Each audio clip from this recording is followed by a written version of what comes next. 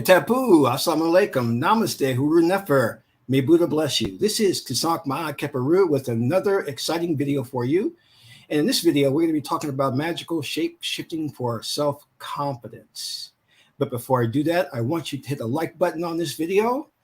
And if this is your first time to my channel, welcome. Hit the subscribe button to get notifications on when I go live and when I upload recorded videos. If you're interested, we do have free ebooks that will give you more information on my spiritual teachings. You scroll down below, just click on any one of those links, download the ebook today. It's free, and you're off and on your way. However, if you want to follow that rabbit down the rabbit hole, you can become a Patreon supporter for as little as $1, $5, $20, $10 per month. It's up to you. You can cancel at any time. There's no obligation. And this is the exciting part of what I'm doing. I'm going to be getting into magical work. Now, before we've been focusing on reality manifestation, law of attraction, things of that nature, but now we're going to take a deep dive into real occult magical workings. Because I feel the need for speed to empower us even more, family. So become a Patreon supporter and you'll get access to these instructional videos on how to summon these spirits for your protection, how to contact the gods, how to contact the ancestors, how to do magical love spells, how to make yourself look more attractive, how to do self-hypnosis to get rid of bad habits like smoking, overeating. And then if you are a Osar level supporter, you'll get all your oracle readings for free. So become a Patreon supporter today. Last but not least, share this video with family and friends so we can get the revolution started. So we're here in October. My favorite holiday is coming up. Well, actually, it's not a holiday, but it's Halloween, All Hallows Eve. And this is the time of the year I love because the stars are right to contact different spirits and different entities. So if you're into that, this is going to be an extraordinary time for you.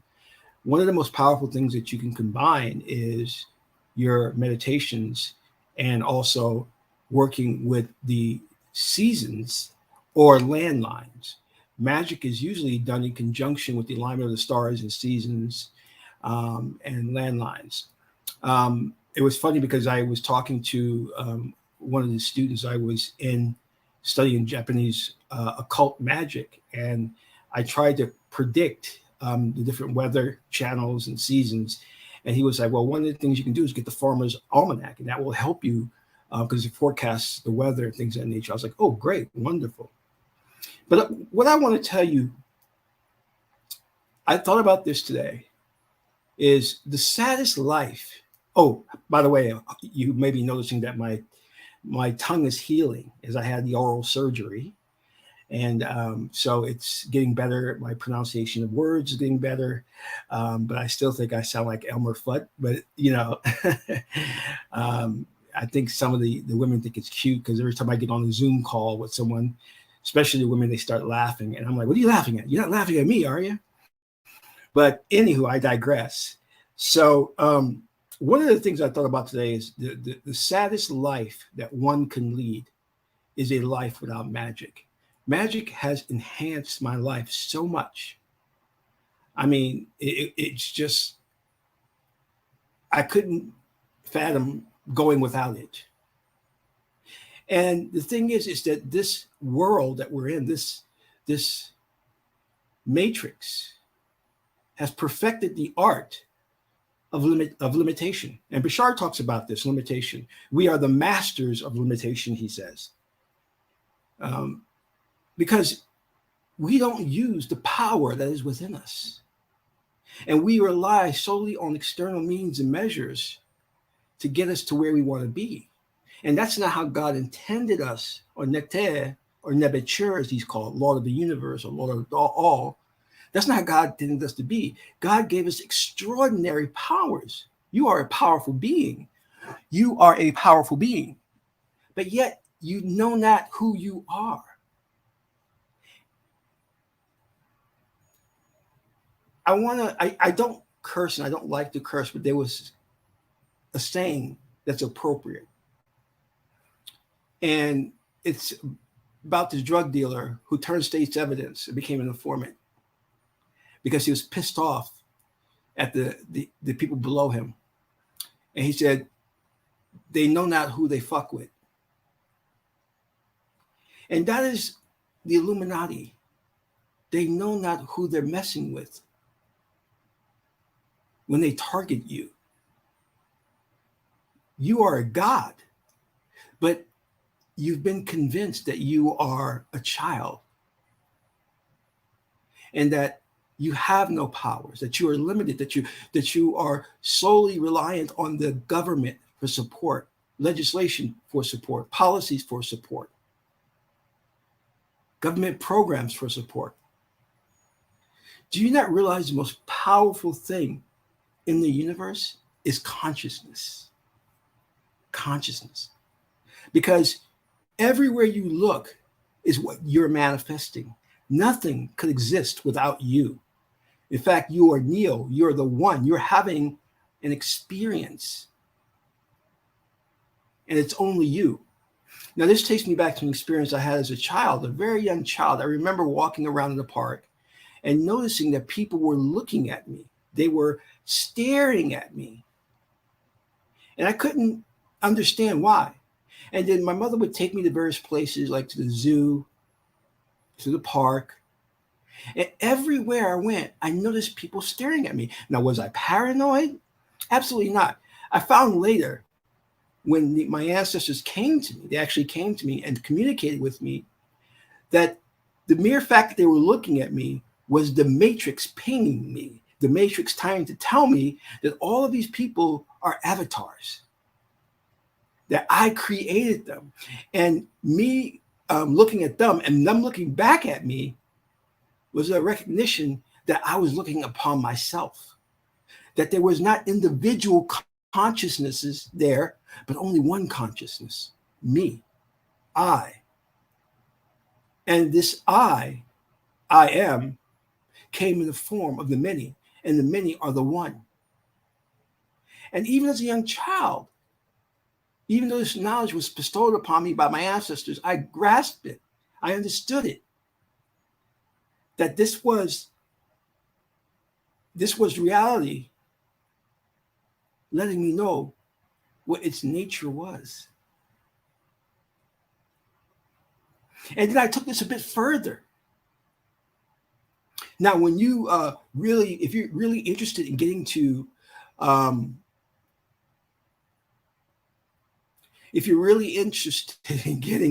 I'm distracted. Yes, you said the 20th hexagram, which is my incarnation objective. Isn't that my incarnation objective? That's wonderful that you pointed that out. So that's my destiny reading, in other words, 20th hexagram of the I Ching. So if you want to really interested in studying about shape-shifting, specifically shape-shifting into animals, you can go into Native American culture or study with a shaman. But for here, in this discourse, what I'm going to talk about is shape-shifting for the purpose of counteracting what society is doing. You see, society is programming us to believe that we're inadequate, that we're not attractive, that we're ugly, that we're lacking because we don't have what the Joneses have. And consequently, what we do is many people want to change themselves. And some people go to the extreme, like Michael Jackson, and get his skin bleached overseas. This is a big thing in Africa, skin bleaching, because they all want to be white. Or they can do body augmentation, like women are getting Brazilian booty implants or whatever, which is very dangerous. Even though, if you go in Brazil and these other countries, though it's cheap to do it that way, it's very dangerous.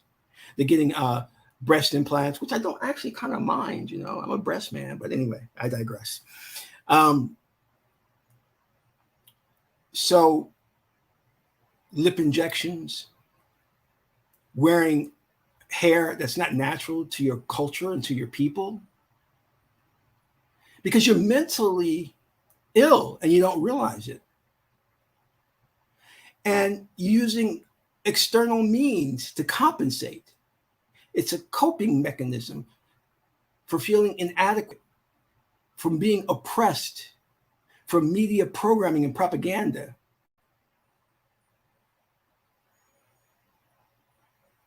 See, Michael Jackson got his skin bleached because he believed that he wasn't attractive. But if he had known that he was a god, that if he only tapped into his magical power, he could shapeshift into any body he wanted to. We're all going to face inadequacies. No one's going to be perfect. I know this because I come from the entertainment industry, where actors are rejected for a myriad of reasons. Too short, too tall, too black, too white, too Latina, too Mexican, too Chicano, too tall, too blue-eyed, too brown-eyed, too light-skinned, too dark-skinned, too fat, too skinny. And all of this has a compounding effect upon your psyche. And if you let it penetrate to your spirit, you damage your spirit. But there is a way out of this. As the I Ching tells us, everything serves to further. And the reason you are getting the rejection, if this is happening to you, if the reason you feel miserable that you're obese, overweight, you're too dark-skinned, chocolatey, you're too pale white, is for you to tune into your power. Whenever you face obstructions, which is the second level on the Portnet tree of life, Sekert, it is a signal to you to turn inward to your spiritual power.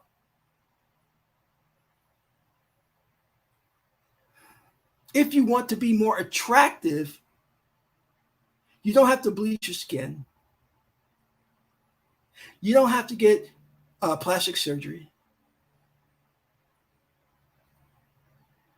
Kanye West's mother died from that plastic surgery. Many doctors would refuse to perform the procedure on her. She found one that would and died during the procedure. And this is all about society moving us towards Satanism. You see, we're slowly being programmed to be egotistical, selfish, to be hoarders, to be ungodly. And they do it through the totalitarian tiptoe. And what this means is they give it to you in microdoses. If they were to come out with their full plan, you would reject it. You would puke it up. So they have to give it to you little bits at a time. Through your Nicki Minaj's, Cardi B's, Megan Thee Stallion, who are phonies and agents of the Illuminati. So you think you got to go get booty implants, breast implants, liposuction, all of this weirdness. And yet it's never enough for some. And you never really achieve what you want. Look at Little Kim turn into a white woman, but not just a white woman, but a freak of nature. But if she only learned to tap into her power within, and she could shape shift into whoever or whatever she wanted. Now let's take a deep dive in how this is done. Because I have people coming to me all the time. And they're saying, I want to be taller. I'm too pale. I'm too dark. What can I do? And I can say, well, the first thing at the base of the core of this is that you have to believe you're God. You have to believe that you're in the matrix and that everything you see is Maya. It's an illusion. That you control it. You control people's reaction to you. When you get into the deeper levels of this occult power of shape-shifting, you will then come to an awakening.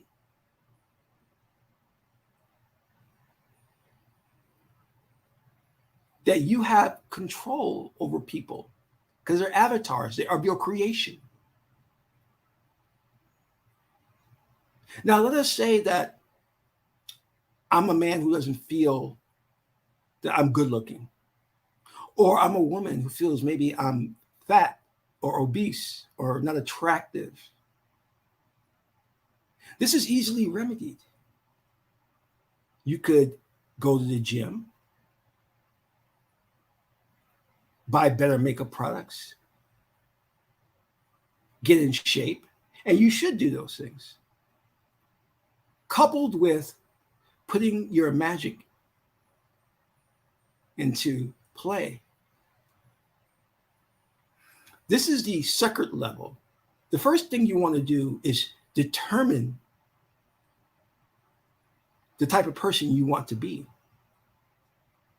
You see, whether you realize or not, due to programming by your upbringing, your parents, and programming, social engineering by society, you have an image of yourself. It's an archetype that whenever you think about yourself, you refer back to, because the left brain operates based on a paradigm, back to the image of who you think you are. And if that image is one of low self-esteem, then you're going to look at yourself and say, oh, I don't have long legs like that woman. She has pretty long legs and she's tall. So these inadequacies are going to come up. So what we do in the practice of shape-shifting is first deal with that archetype that's in your psyche. You have to get rid of that archetype because you're not consciously aware of it, but you'll always reference that archetype. In other words, that archetype contains limitations. So for example, let's say you wanted to go for a job as a cold fusion programmer. Then the left brain will reference, have we ever done that before? It'll reference the archetype. And the archetype will be, I'm limited, I'm a limited being, I'm a human. And then you will then not even attempt to go for a job like that. Because your archetype has been constructed with limitations built into it. But if your archetype is of God, this is why you have images of Jesus, of Osar, that our ancestors created to give you the idea that that's who you are, an unlimited being with power. But for this ritual, what we're going to do is we need to find out who do we admire and who do we want to be. Suppose I want to be brave and daring, like Captain Kirk, who 90 years old just went up into space. Suppose I admire Captain Kirk and his bravery. Suppose, as a woman, I wanted to be as beautiful as what, Halle Berry or, yeah. How do? I construct that archetype in my mind and I refer back to that person and their characteristics. And then I perform the second ritual, which is the death of your old self. You get some black candles, you light the black candles, you dress in black, and then you perform a mock burial through meditation and chanting the sacred mantra. And you see yourself digging the grave and burying your old self while chanting the sacred mantra. And what then comes the Osar phase, the rebirth, rising up as the new you. And this is when you proceed with daily meditations and visualizations of the person you want to be, whether it's not a woman who's overweight or a woman who feels she's not attractive, or a man who wants to be confident and look better.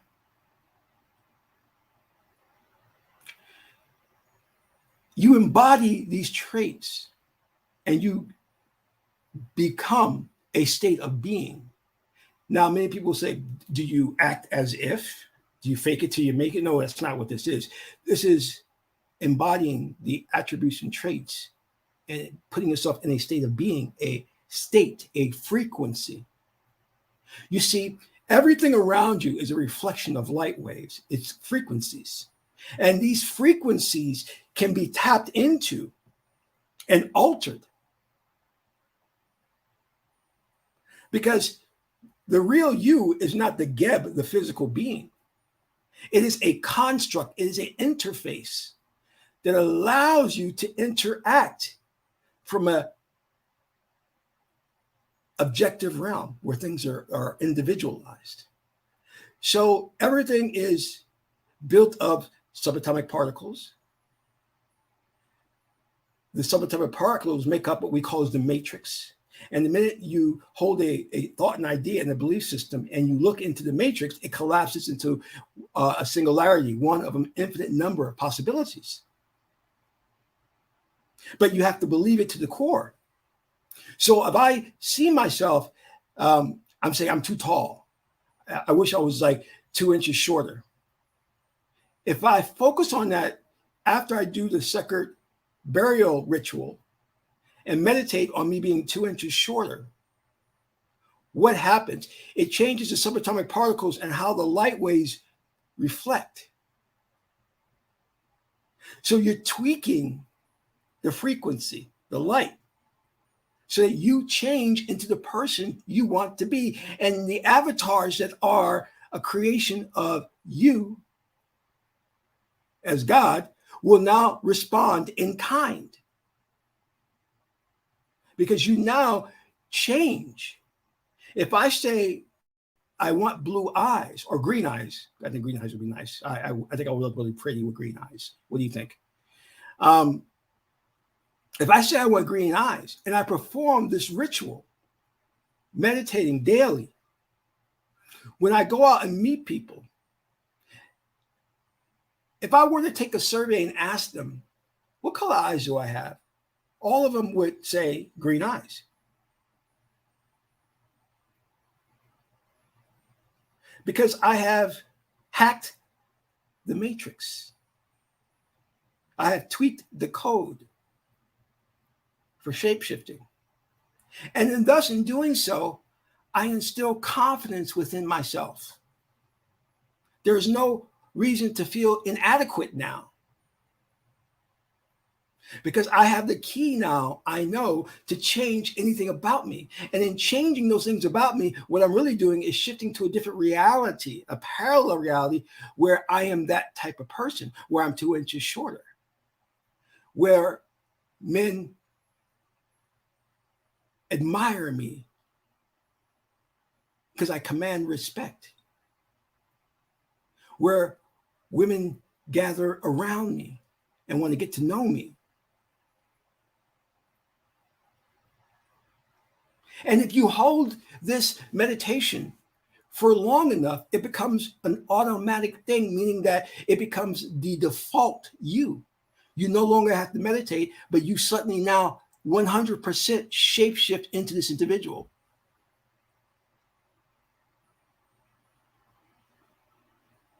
Now, there's some other details about how to do this that I'm not going to make you privy to in this broadcast yet. Check out Patreon for the details of the ritual. And you must use the Meduna Terra Oracle because it gives you the secret of the mantras and the ritual to perform, to shapeshift you into the person you want to be. Do you want to be taller? Do you want to be thinner? Do you want to be smarter? There's a thing called imposter syndrome. And I had that for a very long time when I got into IT because I didn't think I was, or I should be in that field. I was thinking, oh, I'm just so dumb.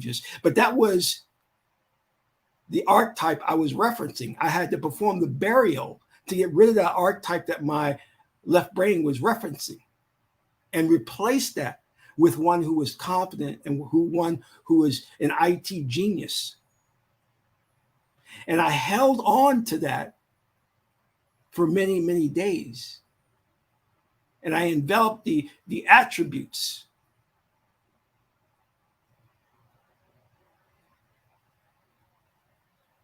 And then I found when I was conducting meetings at the ad agencies and giving presentations that I was confident, dynamic,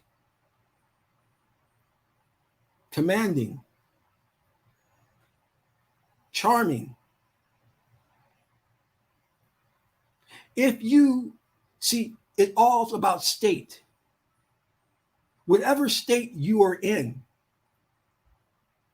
is the state that people will respond to.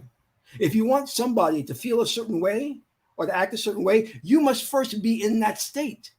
So if I want to be 6'4", I must first be in the state of believing I'm 6'4".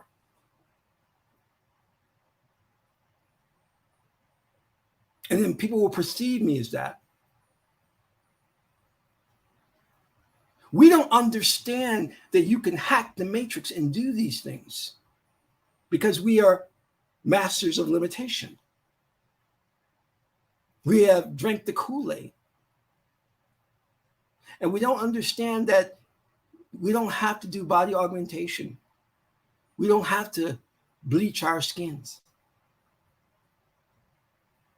We don't have to get bigger eyelashes, longer nails. We don't have to do these things because we have magic. You understand? We have magic, and it will never fail you. Now, the one thing that you must understand too, always with this, you cannot try to be two things at once, two or three things. It's either all or nothing. You can't be half a gangster. Meaning that if I want to, just say I want to look like Captain Kirk or